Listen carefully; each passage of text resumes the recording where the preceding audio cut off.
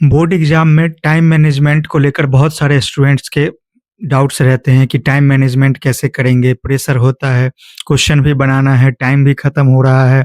कुछ जगह पर तो सेंटर ऐसे होते हैं कि आपका घड़ी भी नहीं लगा होता है क्लासरूम में, तो कैसे टाइम मैनेजमेंट करें? घड़ी ले जाने की भी जल्दी अनुमति नहीं होती कई सारी जगहों पे। तो इसका सबसे अच्छा ऑप्शन ये है कि आप उसकी प्रैक्टिस घर से करके जाइए। आप क्या कीजिए, घर पे अपने फ़ोन में या घड़ी देखकर टाइमर सेट करके फिक्स 3 घंटा 15 मिनट में क्वेश्चंस को प्रैक्टिस सेट को बनाइए और उसको देखिए कि आप कितने देर में कितने क्वेश्चंस बना पाते हैं, लॉन्ग क्वेश्चंस कितने देर में लिख पाते हैं, शॉर्ट क्वेश्चंस जो ऑब्जेक्टिव क्वेश्चंस हैं, उसको सोचने में, उसका आंसर लिखने में या टिक करने में या ओएमआर शीट भरने में कितना समय लग रहा है। टाइम बाय टाइम यानी ऑब्जेक्टिव के लिए जितना टाइम रहता है, सब्जेक्टिव के लिए जितना टाइम रहता है, उस हिसाब से पूरा प्रैक्टिस घर से करके जाइए। कम से कम 20-30 प्रैक्टिस सेट बनाइए।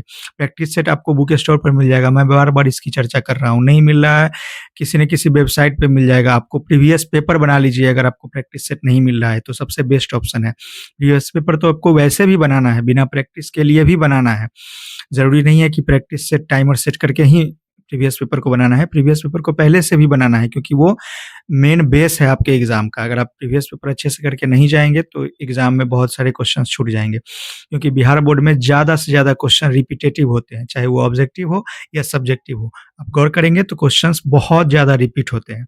तो आपको ये भी ध्यान रखना है जितने क्वेश्चन्स रिपीट हो रहे हैं उस पर ज़्यादा फोकस करना है। लेकिन मेन मुद्दा जो है वो टाइम मैनेजमेंट का है, तो वो यही है कि आपको घर से प्रैक्टिस करके जाना है। 1 बार नहीं, 2 बार नहीं, 100 बार करना पड़े तो 100 बार करके जाइए। लेकिन टाइम मैनेजमेंट आपको एग्ज़ाम हॉल में फ़ील ही नहीं होना चाहिए कि हमारे ऊपर टाइम का कोई प्रेशर है। आपका जो 3 घंटा 15 मिनट में, उसमें आपका 2 घंटा 45 मिनट में क्वेश्चन बन जाना चाहिए, इतना प्रैक्टिस आप करके जाइए। सबसे ज़्यादा प्रॉब्लम जो होगी वो होगी आपको मैथ में। बाकी सब्जेक्ट्स में थोड़ा बहुत मैनेज हो जाएगा, लेकिन मैथमेटिक्स में प्रॉब्लम आएगी ही आएगी। टाइम का सबसे ज़्यादा इश्यू वहीं होता है क्योंकि क्वेश्चन सॉल्व करने में दिमाग लगाना पड़ता है और उसके अलावा जो है कैलकुलेशंस में टाइम लगते हैं, लंबे कैलकुलेशंस हो जाते हैं। उसके अलावा जो मेंसुरेशंस के क्वेश्चन्स हैं 10th क्लास में, वो लंबे होते हैं, वो लैंग्वेज इतने बड़े होते हैं कि उसको पढ़ करके फिर उसको इम्प्लीमेंट करना थोड़ा मुश्किल लग रहा होता है। तो वो सब का पूरा प्रैक्टिस घर से करके जाइए ताकि एग्ज़ाम हॉल में नयापन महसूस ना हो, लगे कि हाँ, हमें तो ये पहले से आता है, पहले से पूरा किया हुआ है। 12th वालों का भी वही है कि आप अग एलपीपी जैसे क्वेश्चन जिनका क्वेश्चन लैंग्वेज बड़ा होता है, प्रायिकता की जो क्वेश्चन्स होते हैं, वो जो है थोड़ा-सा लंबा होता है।